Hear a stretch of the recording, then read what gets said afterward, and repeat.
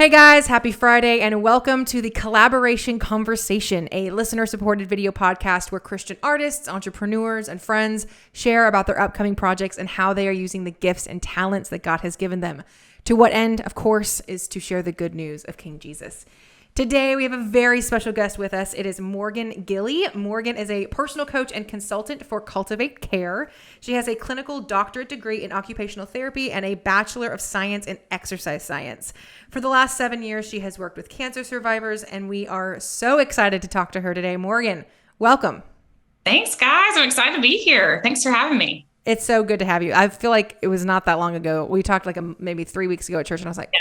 You want to be on the podcast? It was like kind of in passing in our conversation, and I'm so glad it happened. Yes, it was very much in passing. And I think I was like, hey, I'm interested in doing a podcast one day. I should ask you some questions sometime. You're like, actually, you want to come on ours? I wasn't fishing for that. I'm glad it came up. Yes. But it worked. And we can always chat about podcasting.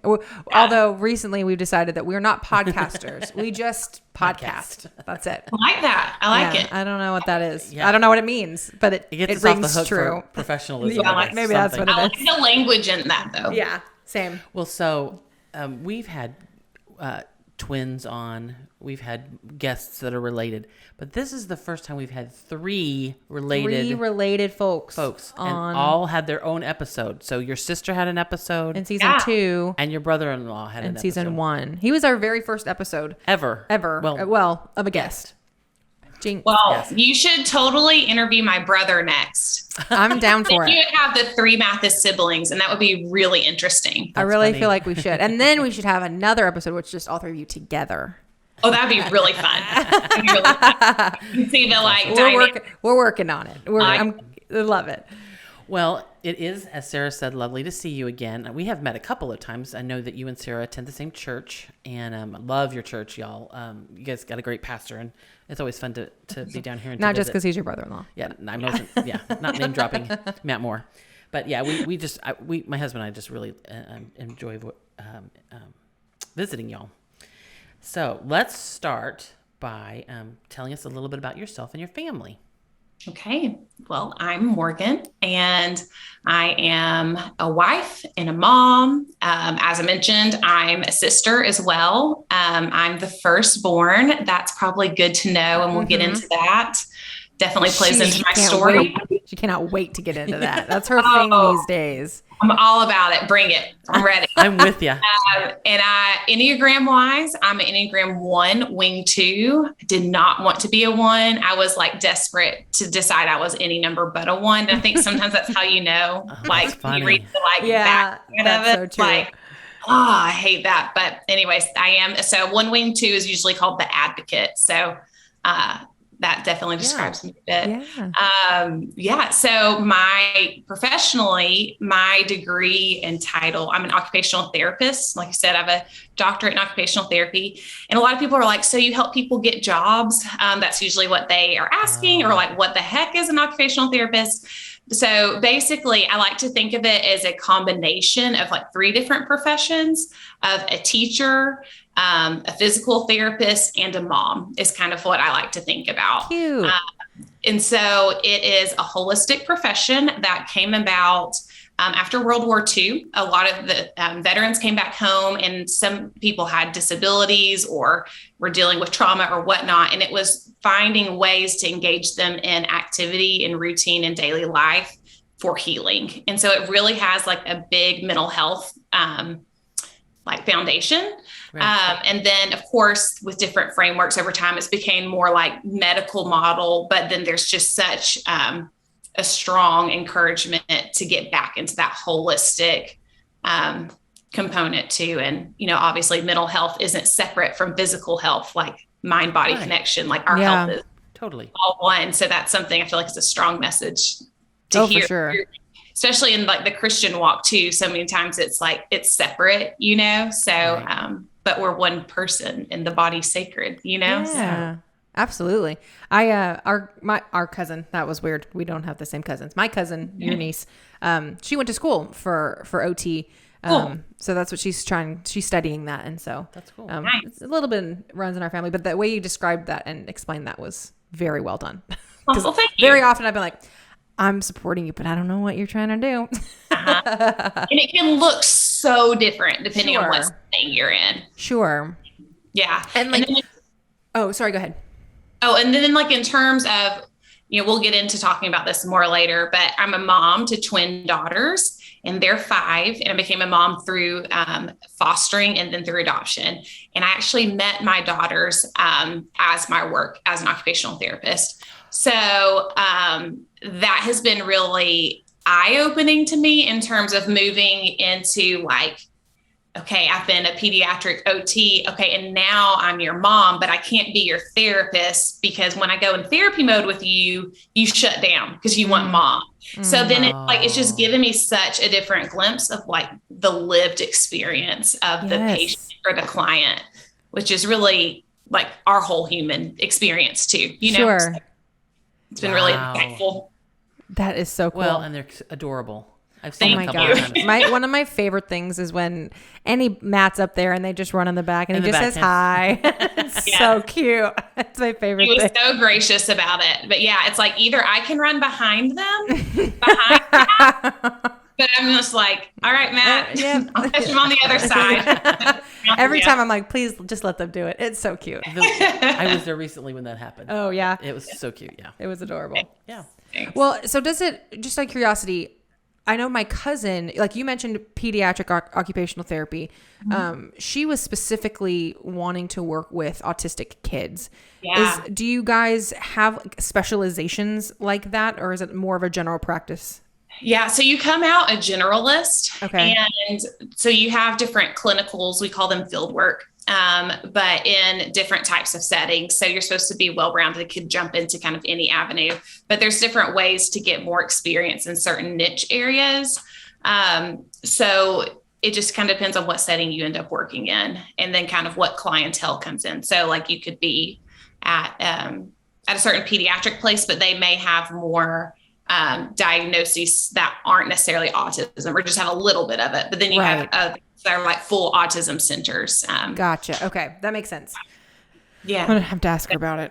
Yeah. Yeah. So I started on, so I work for Children's Hospital here. But where my niche has kind of gone is into cancer survivorship. Yes. Which is super interesting because I also I have clients that are in their 30s that are like my age. And so that's really interesting to have a span from working with infants through 30-year-olds. So Yeah. Oh, for sure. cool. And then my coaching stuff like raises that age too. So it's been really cool. It's incredible, actually. And I'm really excited to talk about talents and gifts later because you're using them everywhere. I want to ask you about some of like your hobbies because I know that we have a couple in common that I may be excited to talk about. But you claim that you're an expert in something. And what is that? So I love musicals and I love Friends. We love musicals and we love Friends. I'm more of a musical. Like if I was going to say I was I don't even think I'd go that far, but I love musicals. So let's talk musicals for a second. How did you get into musicals? Were you in musicals in high school or do you just love them? Yes. All of the things. You know that when people ask you that question, like if you could be anything, what would you be? It would be in musical theater, like hands down. I love that. When I was growing up, though, it was an ice skater. Like I still think that would be really cool. Yeah. But Get it? musical Cool theater, because sure. it's on ice. But Wait, you were an ice skater? No, she no, wanted I was to horrible. be. I was like, Yes. I missed that. I'm like, wait, what? As a kid, I was like, I want to be Michelle Kwan. I think she's Right. amazing. Got it. My mom's Yeah. like, I don't think you wrote that in here. No. It's just in my dreams. So what kind of musicals did you do? Okay, so first, let me just say it this way. I went to a school from K through 12 and like my graduating class was like slightly under 100. So I think what's important to note is like, it's not like I went to a graduating class that was like 1,000. So what was cool about that though, is like, you kind of got to do a lot of different things with high school girl. Okay. So in elementary school, we would be going to the musicals the high school did. So I was like a kid extra in The Music Man when I was in elementary school. Cute. Fell in love with it. I was Mrs. Claus in the 5th grade, Christmas play, so Oh we my things gosh. like that slowly. But then in high school, we did Beauty and the Beast, which I was just the extra, but it was super fun. I was a wolf. It was really fun. Yeah. It was cool. And then some sort of utensil for the beer. Yeah, obviously. Yeah. Everyone is in that number. Yeah. We did High School Musical because that was the hype. That was the thing. 2000s. Yep. And the cool role was Into the Woods my senior year, and I was Cinderella. Nice. So That's a great role. it was Oh pretty my gosh, awesome. how fun. I know. I love that. I wanted to be the baker's wife though. So I was kind of like, but actually it was really fun. I was going to say, if 6-1, if you had to pick one, I don't know that I would be able to, but They're yes, both both roles are stupendous. They are. Do you go to shows very often? Like, do you go to any of the touring Broadway tours or anything like that? I want to more than I have been able to lately. Excellent. So funny, my college friends, we do like a Christmas gift exchange together. Nice. And they got tickets to Cinderella, and we were so excited. We went. This is our friends that like we studied abroad with and saw musicals like in London with. And so, I mean, we like musicals. Okay. Yeah. So we get there though, and it was like in Italian, and it was an opera. And we had gone to operas, like when we were abroad, kind of because it was required and also for experience, but sitting through what you didn't think was going to be an opera. You think it's going to be Rodgers and Hammerstein, and it wasn't. Yeah, it's totally different. It wasn't. So, no. Saw a couple in Chicago. But the coolest was going to London and seeing Wicked there when we were. I mean, I haven't been to the Gershwin. I really want to go to the Gershwin. Oh my gosh, we'll go. I've never been, and I've seen Wicked 18 times. 18. No way. That's not an exaggeration. I can show you the playbills, but I've never seen it in New York. So let's go. Well, now I have someone to go see musicals with here in Chattanooga. Absolutely. Trying to get to Sound of Music's playing right now. Oh, is it? At the Chattanooga Theater. So hoping to get my grandmother out to that. Oh, that would be awesome. She introduced me to musicals. So we would watch like The King and I and Annie and Showboat. Yeah. Sound of Music, obviously. So kind of where the love started was with my Yes. Oh, I love that. She's local? She's local. Mm-hmm. Yeah. Sweet. What did you see in London? It wasn't Wicked. No, I saw Phantom in London. Oh, that's right. Which just announced that it's closing on Broadway, which shook my whole world. Because I was like, there are so many things in life that I'm sure of. One, Jesus. Two, that Phantom will be on Broadway forever. It's a fixture. Just like Wicked. If they said they were taking Wicked off Broadway. Right. What? Like, I'm sure that's going to happen someday, and I won't be here anymore, but like... No, they have to take it off so they can make a movie. They can bring it back. No, they're still making the movie even though it's on Broadway. Oh. And they made the Phantom movie, when I was in high school. Yeah, Cats. Did they take Cats off to do the movie? Yes. Cats had been off, I feel like, for a little bit. But more than when I saw that Phantom had released its closing date, I was like, I didn't know what to do. There's no reason to live. Yeah. Yes, you get it. That's correct. So anyway, but recently a friend of mine in Nashville was gifted tickets to Anastasia here in Chattanooga. And she was like, hey, I can't make it. Do you want these? Unfortunately, I had family coming in that night, so I couldn't go. But I wouldn't have had anybody to go with. So next time, me. I know I couldn't get to that one either. This is news to her. I kept. First of all, you have family coming into town. I kept it from you. Sorry. This was, I don't know, 4 months ago maybe. The family coming into town would have gone with you. I had 2 tickets. It's not like I had a plethora of them. That's fine. So we used to gift her starting at 16 ish tickets. Well, gift her, and then we just started winning, which was great. Oh my gosh, because Wicked does the lottery. Have you ever done the Wicked lottery? No. Okay, well this is a public service announcement to you, but also to the listeners. Changing my world. I know. So if you go see Wicked, if you show up 2.5 hours before, you can put your name into a lottery, and it's a cauldron. It's literally, well, that's how they did it in Nashville. I'm assuming that's how they do it everywhere. But you put your name in and then they draw tickets. And I think they draw 10 names for 20 tickets. You can buy 1 or 2 tickets at like $20 a piece. Yeah. And they're all orchestra seats. Anyway, out of the 18 times I've seen it, probably 10 of those, at least have been lottery wins. So you're lucky. It's either that or just me and Wicked are supposed to be together forever. Yeah, but we also have bought tickets in other cities. You've seen it in Dallas. Oh, yeah. Louisville and Atlanta and all over the place. Yeah. But it's been fun. We love Wicked. So I have a question for you. I know I'm the interviewee, but I have a question for you. And we've been off topic here, but I love this topic, so we're going to talk about it. Okay.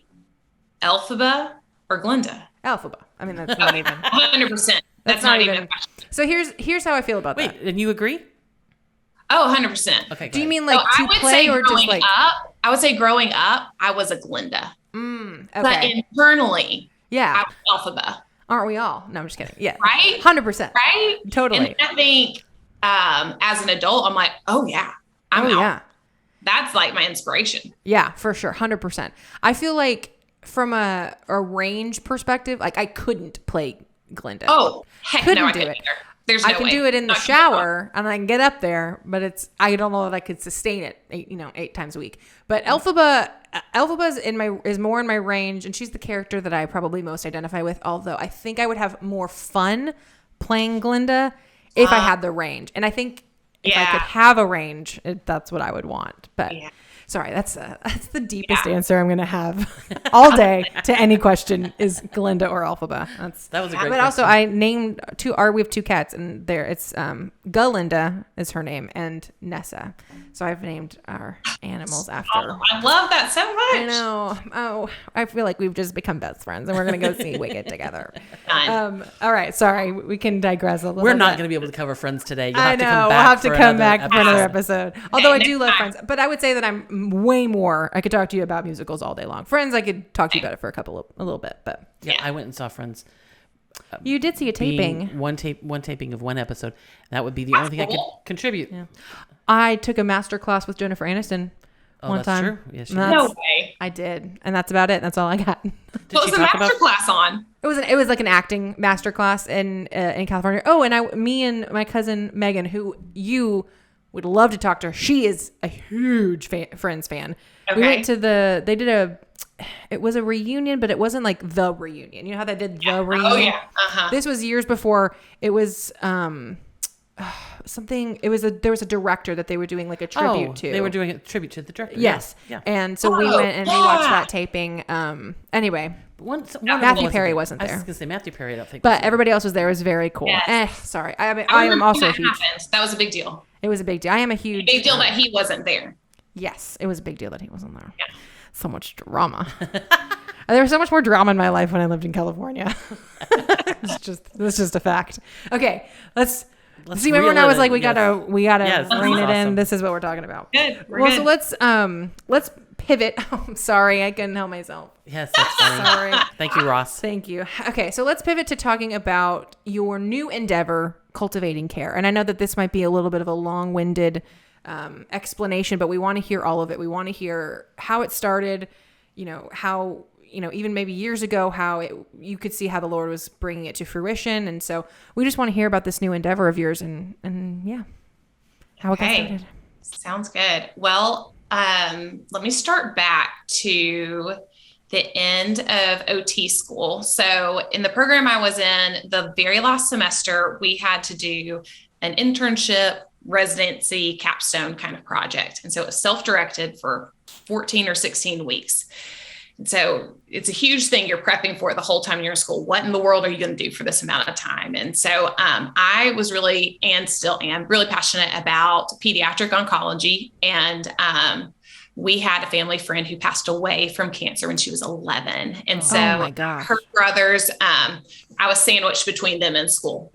So we became great friends with them, and then they're local, and the parents started an organization called Lana's Love. And so it helps kids with cancer and their families have fun.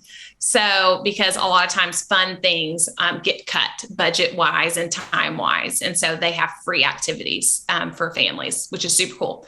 Yeah. So that was like a huge part of my life. So I'm like, okay, how can OT do this? Like, what does it look like? So it ended up being that there was this group of kids who were cancer survivors, because getting kids in active treatment was just logistically tough because they're going through a lot of things. So there's this need for this group that was called Been There, Done That. And it was at Gilda's Club after Gilda Radner. So it's part of like cancer support community. And so they were survivors of childhood cancer and they were adolescents. So like ages 10, I think through like 18. And so we did a series on teaching like healthy living behaviors. So we went through teaching like mindfulness. We cooked a healthy meal together every single week. We did some sort of like exercise. We did journaling, all these different things.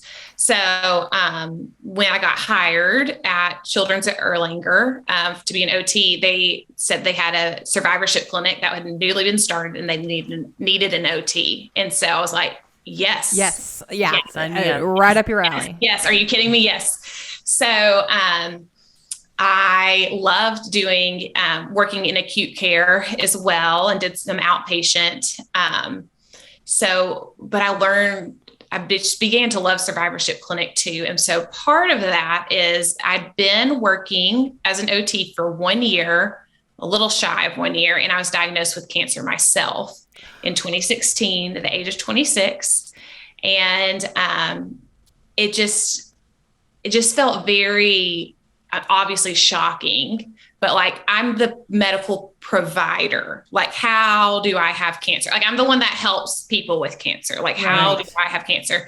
And so the strange thing too is our hospital is adjoined to the adult side of the hospital.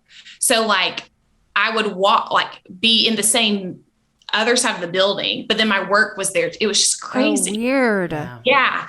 So, anyways, so then obviously survivorship clinic just meant so much to me after that. So one thing I've come to learn, one of the cancer organizations, I think it's NCCS, but they define cancer survivor as survivorship happening from the moment of the cancer diagnosis for the rest of your life, regardless of if you have cancer or not, because you are surviving the diagnosis of cancer. And they will include also the family members and like close friends, because y'all are all surviving it together. Oh, wow. And it just gives me chills to think about that, because I just thinking about how that affected my family and like my close friends, and continues to as they like support me.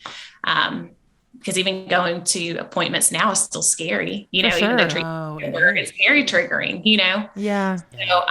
So anyways, I love that definition. So anyways, I loved the cancer survivorship piece.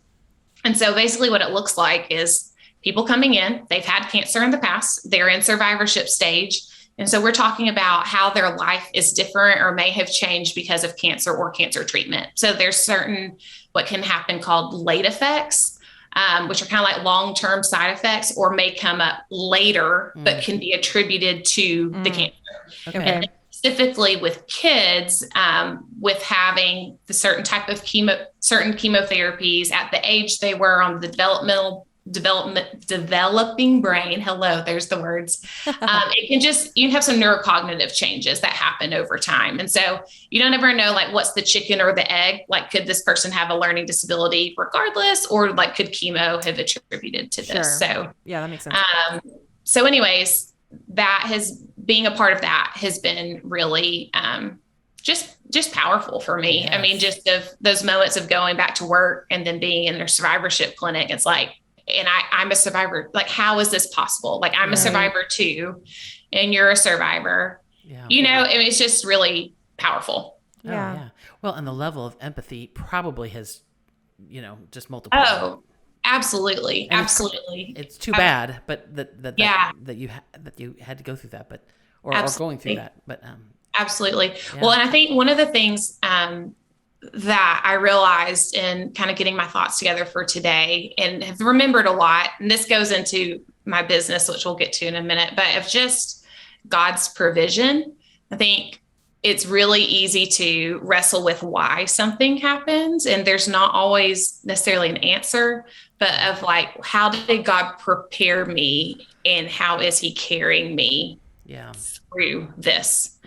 So I don't think it's a coincidence that group of teens I worked with were survivors, know, and that I learned how to do mindfulness and meditation, and tried like Tai Chi, which Tai Chi and me, like I want to be good at it, but it's just, it's hard work, guys. Yeah, it's different. I'm a yoga person, but like Tai Chi was just this stretch, Pun intended. good, but it was a little bit hard for me to get into, but yeah, just being able to learn some of those skills prior to going through cancer. Like I can't imagine having gone through that and not knowing about support networks and all. Oh, for sure.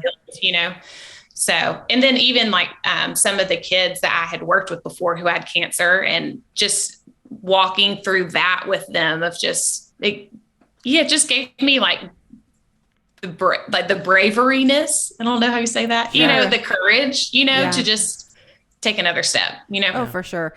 Just as this is a little personal side note, I think you know this, and if you don't, new information, but I went to eating disorder treatment. I went into a facility last year. Actually a year ago was when I got out. And I remember, and I don't know if this is the same thing. It might be talking about apples and oranges here, but when I would speak to a provider who had an eating disorder or was like in active recovery, it just was different. Absolutely. It's just a different feeling to talk to someone who knows what I'm going through. There's just a level of relatability of me being able to like know that they understand and like not be embarrassed of what I'm thinking and the thoughts that I'm having, because I know that they can relate. And so I'm sure that has played a part in your patients. And so anyway, I just wanted to name that for you. Makes them legit. Makes them legit. That's one way to put it. But you got some street cred. Some street cred, yeah. No, it brings it to another level of providing because you've been there, and absolutely. So yeah. Anyway, I just wanted to throw that little personal nugget in there. Yeah. Thanks for sharing. That's so true. Yeah. Well, go ahead. No, go on. I was just say so. I lost my train of thought. So you go. Sorry. That's okay. Sorry, babe. So we would love to hear about Cultivate Care. Yes, that's actually where I was going. Okay. Absolutely. Okay, so Cultivate Care. So as I was going through cancer treatment, one of the things which considering comparative to other people, my treatment was relatively short, and the fact that my treatment was done within like 3 months. But I became very much like aware of like the words that I say. I feel like because I'm going through cancer, that people may treat me like a wise sage. Does that make sense? Interesting. Because I had put people who had gone through cancer or some like life-altering traumatic thing on this level here. So whether it was from reading, what was the book that was so big when we were teenagers, of like all the different martyrs in Christianity? Oh, you remember what that was? I think I know what you're talking about. It was like modern day martyrs or something. Okay. I don't know, but people who had like, been through hard things and like their faith and things like that. And of course, Columbine happened when we were growing up. So, I mean, just these like profound stories. And so not that like I am this, not that people are like, oh, I want Morgan's thoughts on this right now, Right. But I just had this awareness of like, this is the level I've placed those people and the wisdom that they've brought into my life and perspective. It became really hard for me to try to figure out the words to even speak, to even put to words how I felt, what I was going through, because I just felt like people would be like, oh, well, she's gone off the deep end now. Or like she believes in God, but is in denial. Like her faith is just fluff. Does that make sense? Yeah. Anyways, with Cultivate Care, I kind of knew I didn't really have a name for it for a while. Bucket list thing for me is I would love to write a book one day. That's something I've always really wanted to do. But I just I really wasn't thinking about a business. So then the pandemic happens, and I'm a mom at this point, and my daughters have some medical complex diagnoses. And so I had to begin to rethink how the job I was in and the time that was involved in it, how that was taking away or which ways it was contributing or taking away from my family, and Right. especially just protecting my daughters during the pandemic. And then just into all the quarantines and like, how fair is that to clients, you know, when I'm Right. quarantined all the time because my girls are in quarantine. So, and then also too, Cora, one of my daughters, she has a congenital heart condition. And so I just wanted to kind of just say something a little bit about it because it goes into Cultivate Care. So the type of heart condition she has is called truncus arteriosus. And so the pulmonary artery and vein, instead of being separate, are together like a trunk of a tree. And so when she was born, they did a surgery and they created what's called a conduit. So kind of like another plumbing line to be able to separate the oxygenated and deoxygenated blood. Wow. So, so eventually she'll outgrow that and have to have that redone. So, we kind of found out towards the end of 2021, so about a year ago, that surgery would probably happen sooner rather than later. So then it was just like every couple of months, like, okay, we're going to have surgery this summer. Like, what are we going to do? And so that kind of began like, okay, well, if we're going to go into having a surgery this summer, this fall, we don't know when it is, how am I going to be able to pivot my life and my job around that? Like, how will I be able to do this? Okay. So that's when it was like, okay, could I start a business? So, that's kind of how coaching emerged. I've watched, been following different people who are pursuing coaching. And what I like about it is I think a lot of times people, and even speaking of myself in the past, have been nervous to take that step towards whether it's counseling or a certain type of therapy because it feels expensive or selfish to take care of yourself in that way. Or I don't have the time, or that doesn't fit into my schedule, or that feels vulnerable, or I'm not that bad. That's something I've said before. Or I'm not worth the amount of money that takes. I'm like, oh, it makes me sick to think about how I used to think about that, you know? And so I feel like with coaching, there's a level of like partnership to where people feel like you're there to support and help them. One thing that I really wanted was, though, not to come off as you do these 7 steps and your life will be perfect. It's like overcoming perfectionism has been huge for me, and people pleasing. Because then you self-sabotage, you know, and every then time. That contributes to your own sickness and illness, you know? And so I wanted to create a business that would help me take good care of myself and help other people take care of themselves. Good. And so I love that.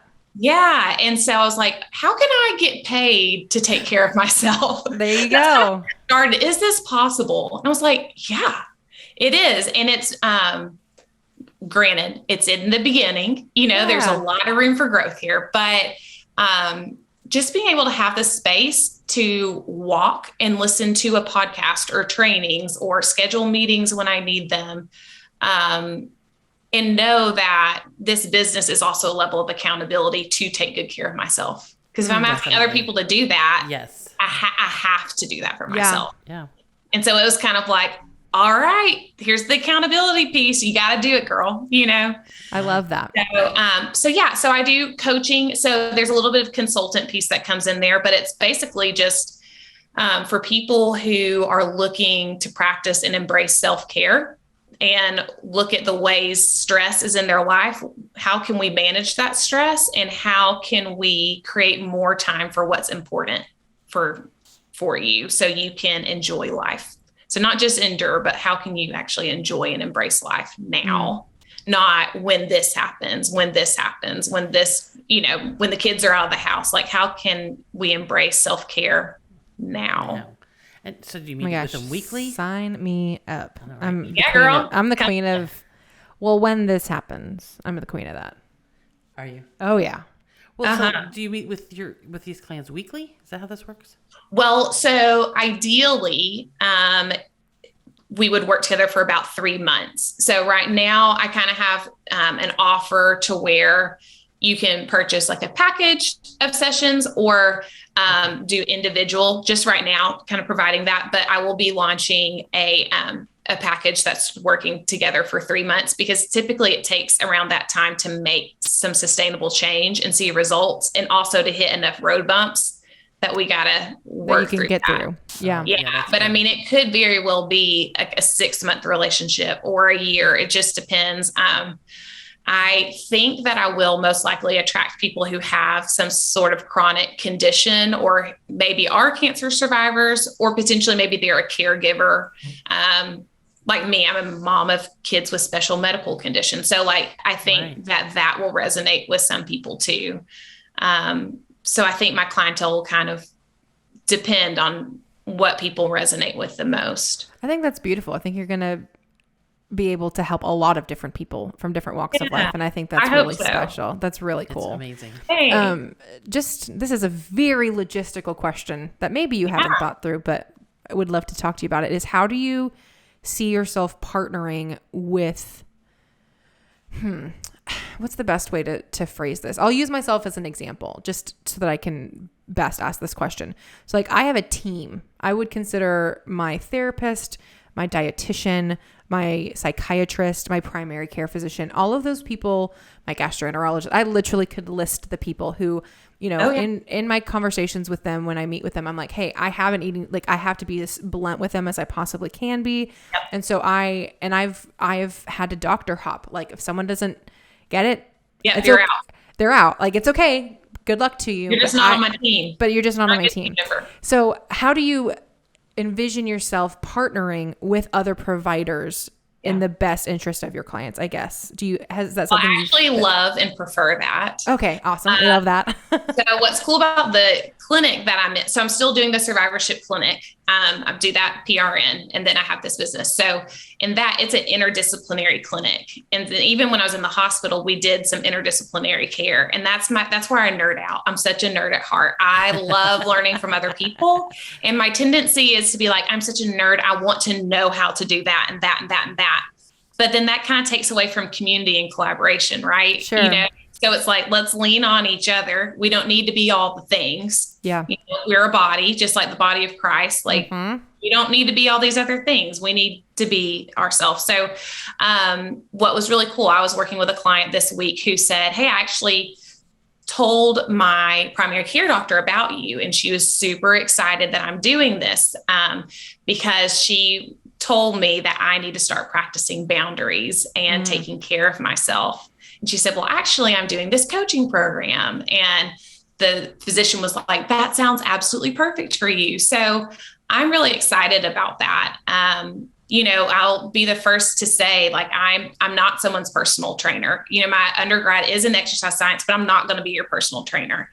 But I think collaboration is huge. So I think that'll be interesting of how I do that as a coach role, because I know how to do that as the clinician role. Sure. But the role of the coach is to empower the client.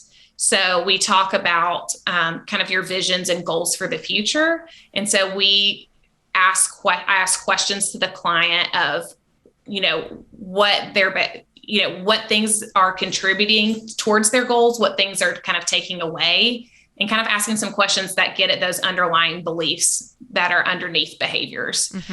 But it's empowering them to be the boss. So it would be more so of like me empowering you as you're communicating with your team. And of course they could reach out to me if they want to, but it's more of like empowering you. I totally get that. Yeah.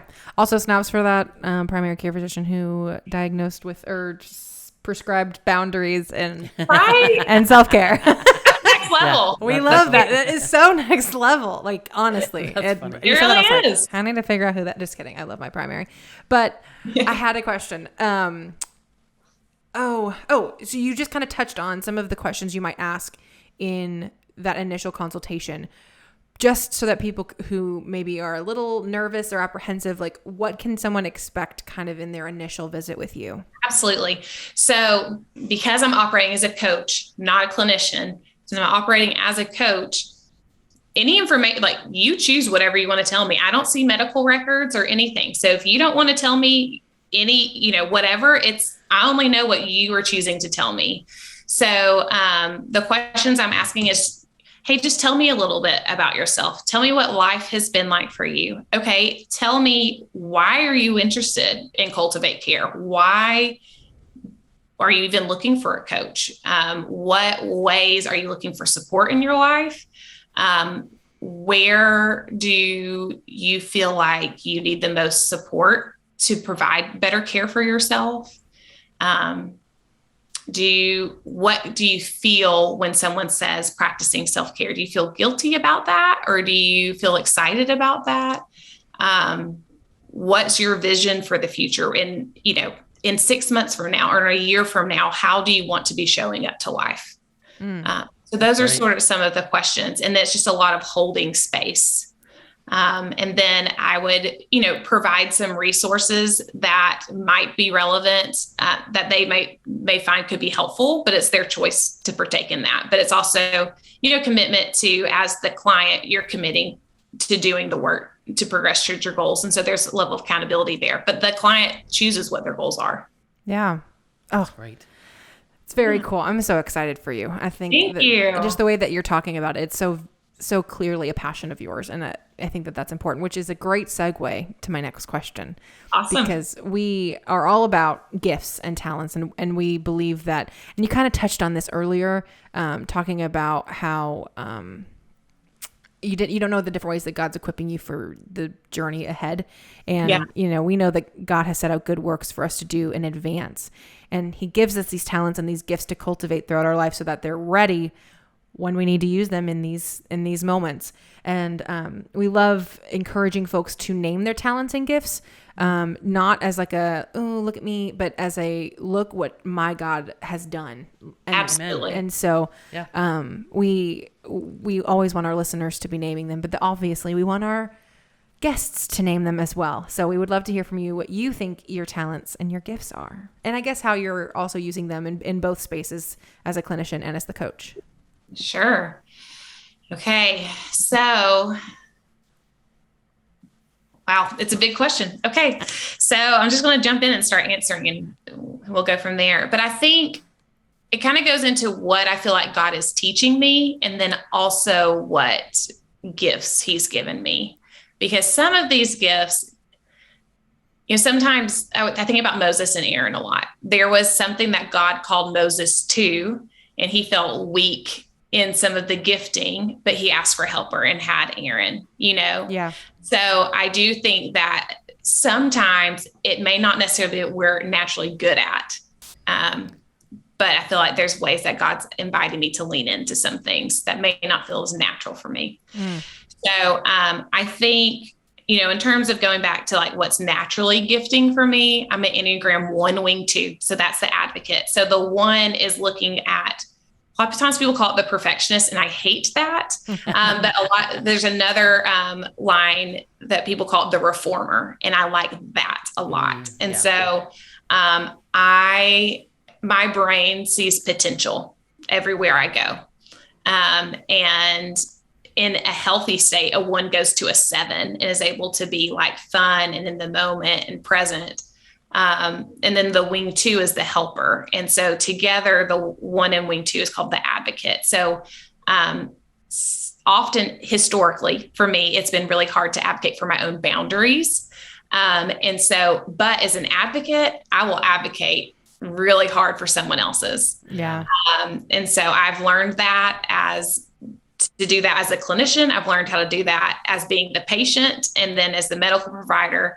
And so I've learned and am learning that art in my personal life because it's not always comfortable. Yeah. Be my own advocate. I feel like being an encourager and being a teacher, those are things that are natural and passionate for me. There's a spiritual gifting like quiz I think we had to take at church one time, Sarah. I don't remember the name of it. Oh, there's a couple of them.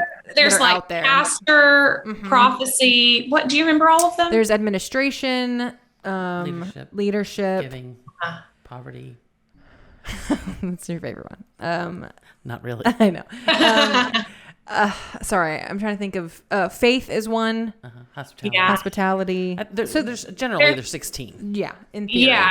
And then there's also kind of like not the friend, but, the relational piece as well. So I think I lean towards the pastoral teacher role. Okay. And I'm probably most naturally my nerdy self, I would say like teacher. Yeah. And then I have been leaning more into pastoral. And then I think some of the prophecy stuff too, of just when I'm in tune to what the Holy Spirit is saying, when I listen, there's definitely been those moments in life that have been like, oh, there was a deep inner knowing and that thing came later. And, that deep inner knowing was like, do I know this? Or like, is this just me like being scared or inserting this, but I've seen enough patterns in time of, just having the desire for adoption from a young age, thinking it would be cool one day to have twins, but knowing that didn't run in my family. And then we adopted twins, which is crazy. It's just crazy. That's so cool. Agreed to that. You know what I mean? So like things like that. I would say things, historically, how I like to operate in life is when things professionally, I loved acute care of the fast pace and being with people in the middle of the trauma. And then we're go, go, go, go, go. I love that fast progress. Well, life doesn't work like that. No, it does not. And I want life to work like it. And God is teaching me that that's not what we were created for. We weren't created for more and fast. I've just really have been brought back to thinking about what it was like to be in the garden and like what God's intent and heart is for us. And so I feel God moving me in a direction that's being present with people in the slow, in the uncomfortable, because I'm having to do that for my own self, my own trauma, my own history. That grief journey is long and it doesn't go away. I remember the first time I dealt with anxiety and depression. Y'all said earlier that you're not podcasters, but you podcast. Yes. One reason I liked that is because I remember for a while thinking, oh, I'm depressed. But it's like, we aren't like a permanent state. Emotions fluctuate. I was experiencing depressed feelings and depressed mood, but my core, like I am not depressed. It's a label when you do that. Label. Yeah.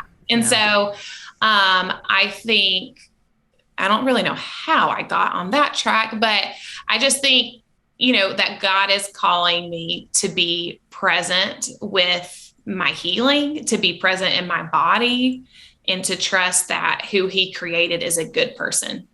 And to embrace my humanness. I really don't like that, but all of those things are so hard. Yeah. Because the world tells us all the time that it's not true. I mean, you and I, we're at podcasting time, but you and I could talk a whole other 2 hours on the body and like the fact that you want to be present in your body. Like media and diet culture screams at us that our bodies have to change, that they're not okay the way that they are. And so how can you possibly be present or be okay in that state? Sorry, I could literally. We could talk about this all day. And in history, when my body failed me. Yes. So in counseling, it was brought up. What they said, your body. But what if we thought about how your body survived such a horrendous thing?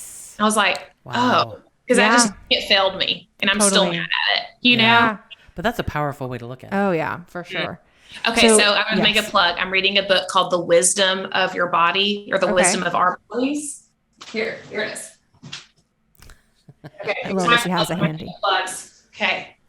The Wisdom of Your Body. Okay. Hillary McBride. And I know we're at time, so I won't go into it, but I can you're good. talk about later. And then No Cure for Being Human by Kate Bowler. Wow. These are amazing, amazing books that have That's great. Helped shape me. And we love a good book shout out. Are you kidding? She's gonna go buy them today. Yes. Sounds good. Sounds good. Something that we're doing in new in season 4 is that we want to just really point people to Jesus. Not that that's different. Not that we weren't doing that before, but we want to be really intentional about it. And so we like to ask our guests if there was just one thing you could tell our listeners about Jesus.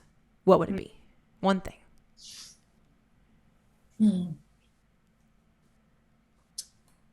I think that He is with us. and that he is kind. Absolutely. Yeah. It's so true. Especially in this, you mentioned a minute ago, just of you want to help people be in the tough part. And just like this, everything you're talking about, like the idea of sitting down and like talking about why I don't do self-care sounds, which is probably why I'll fill out your form and we'll talk about it and it'll be great. But I just like, that is so hard. It's hard to sit with just alone, let alone try to sit with it with somebody. And like, especially as a people pleaser, I'm going to want to tell you what I think you want to hear, but that's not going to be healing. And so anyway, he's so kind. And I just think that is emanating through you as well. Yes. From what I'm hearing as far as your story and your kids and the kids you've worked with and the cancer survivors that you've worked with and are working with. I can feel that kindness that you're sharing about Jesus exude through you. And it's really, really beautiful. Yes. Thank you. And amen. Yes. And amen. Yes. Well, how can folks connect with you? Okay, so my website is cultivatelivingwell.com, and I'm most on Instagram, and that's cultivating .care. So cultivating, so the ing .care. That's where I'm at most often. And I am really working towards making an announcement soon of doing a group course at the beginning of the new year. So to give the option for people to work in more of like a group learning format and teach probably about 8 weeks and helping them learn how to embrace different types of self-care. So we'll go through different arts and activities of ways to practice self-care. So amazing. Stay tuned. Love that. Yeah. And then tell us, there's going to be a link in the description below wherever you're watching. Tell us a little bit about what folks can find at that link. Absolutely. Okay. So you will find a freebie little giveaway. That's a self-care 101, just quick guide. It's 2-page PDF. That's the art of attending to your needs. So it has like 5 ways to practice self-care, and then just a couple of like just mindset little quotes on there about like, one is self-care isn't selfish. I believe it's one of the ones on there. And so it's just something that you can have saved on your computer. You could screenshot it and save it as a lock screen. You could post it somewhere like on a bulletin board in your home. So you have that go-to to kind of remind you of, what you can do in those moments, like, oh, I need self-care, but I don't know what to be. So Well, that's absolutely. a good tool. That's awesome. I love that tool. Well, thanks. We all need that tool. Yeah. And that's nice that it's a little freebie. So be sure to check that out in the link in the description below. Oh, well, thank you. Literally, I could talk to you about this. So we might have to have you back.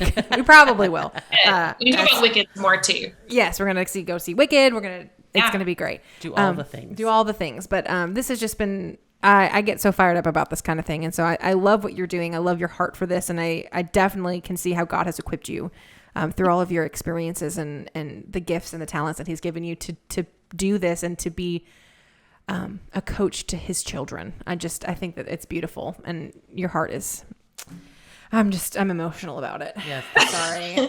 This has been awesome. Thank you. It's very encouraging. Thank you. Well, I'm excited for you guys. This has been awesome, and I'm excited about this. So thanks for having me. Absolutely. Well, we'll see you later. All right. Take care. Bye. Bye. Thank you guys so much for listening to our podcast with Morgan. This podcast is made possible through generous listeners and friends like you, and we are so very grateful to all of our supporters.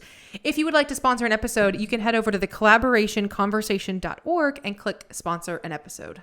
For more information on Project Brickworks, visit us online at projectbrickworks.org. Subscribe to our newsletter or text BRICK to 55498 to get the latest news and updates. We love y'all. Be blessed, and we'll see you next time. Bye.